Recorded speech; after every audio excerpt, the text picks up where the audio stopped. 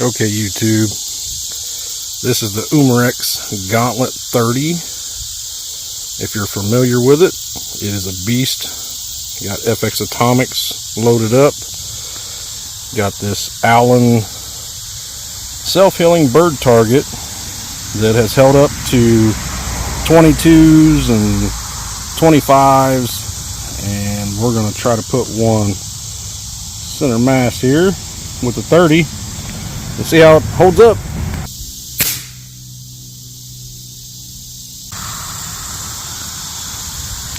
Okay, so that's where we hit with the FX atomic. You can actually see the little nuclear sign going through, and that's where it came out. So I guess it is self-healing against a 30 caliber. That's pretty